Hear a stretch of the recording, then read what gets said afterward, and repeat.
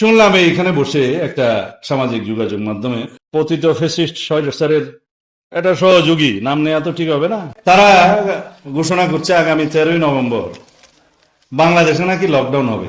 তো কেন বলছে? বাংলাদেশে শেখ হাসিনার বিরুদ্ধে একটি রায় ঘোষণা হতে যাচ্ছে আন্তর্জাতিক অপরাধ ট্রাইব্যুনালের একটা মামলায়। তারা ধরে নিয়েছে তাদের নেত্রীর কি হবে তারা জানে, আমরা জানি না, কারণ আমরা বিচার ব্যবস্থা বিশ্বাস করি।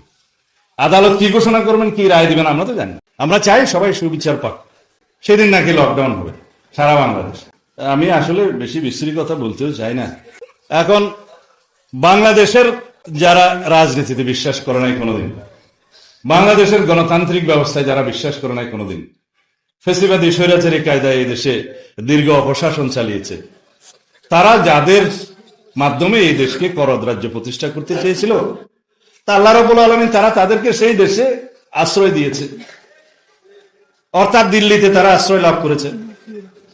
এখন ওখান থেকে বসে যদি মানুষ বলে না যে পাগলের সুখ মনে মনে, আওয়ামী লীগ যদি মনে করে যে 13ই নভেম্বর বাংলাদেশের মানুষ তাদের আহ্বানে সাড়া দিয়ে লকডাউন করবে, তাহলে আপনাদেরকে 5ই আগস্ট বিদায় করে দিল কেন?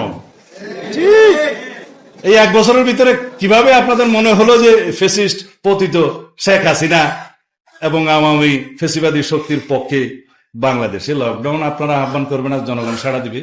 আপনারা যদি দুঃসাহস থাকে আসেন, বাংলাদেশের মানুষ আপনাদেরকে কিভাবে আপ্যায়ন করে দেখুন।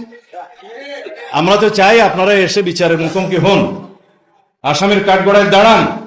আপনাদের সুবিচার নিশ্চিত করার দায়িত্ব এই দেশের মানুষের। সেটা না করে মনে মনে সুখ পাওয়ার জন্য, পাগলের কি সুখ মনে মনে পাওয়ার জন্য যদি বাংলাদেশের মানুষকে আহ্বান করেন যে এখানে লকডাউন হবে, তাহলে আমি মনে করি তারা শুধু পতিত ফ্যাসিস্ট নয়, তারা বোধহয় মন মস্তিষ্কে এখন রীতিমতো অসুস্থ। ধন্যবাদ আপনাদের সবাইকে। শেষবারের মতো অন্তর্বর্তীকালীন সরকারের প্রতি আহ্বান থাকবে, নির্বাচন কমিশনকে যেভাবে অনুরোধ করেছেন আগামী ফেব্রুয়ারির প্রথমার্ধে বাংলাদেশের জাতীয় সংসদ নির্বাচন অনুষ্ঠানের জন্য, সেটা বাস্তবায়নের লক্ষ্যে ডিসেম্বরের প্রথমার্ধেই আশা করি আপনারা তফসিল ঘোষণার জন্য নির্বাচন কমিশনকে আহ্বান জানাবেন। অবশ্য আপনাদের সরকারের আহ্বানের আর কোনো প্রয়োজনও নাই, কারণ নির্বাচন কমিশনকে যে ইনস্ট্রাকশন আপনারা দিয়েছেন সেই হিসাবে নির্বাচন কমিশন বলেছে ডিসেম্বরের প্রথমার্ধে তারা আনুমানিক 2 মাস সময় হাতে রেখে তফসিল ঘোষণা করবেন। সেই তফসিল অনুযায়ী বাংলাদেশ জাতীয়তাবাদী দল এবং আমাদের সাথে যারা ফ্যাসিবাদ বিরোধী জাতীয় সংগ্রামে, গণতান্ত্রিক সংগ্রামে লিপ্ত ছিল সকল গণতান্ত্রিক দল সেই নির্বাচনে ইনশাআল্লাহ অংশগ্রহণ করবে। বাকি রইল গণভোট। গণভোট একই দিনে হতে হবে, এর কোনো বিকল্প নাই। কারণ একটা গণভোট আয়োজন করা এর আগে একই ইস্যুতে যেখানে ফলাফল একই হবে, সেই জন্য ব্যয়বহুল শুধু নয়, একটা বিশাল আয়োজন আর একটা অনুষ্ঠানের জন্য করা এটা অগ্রহণযোগ্য, অযৌক্তিক।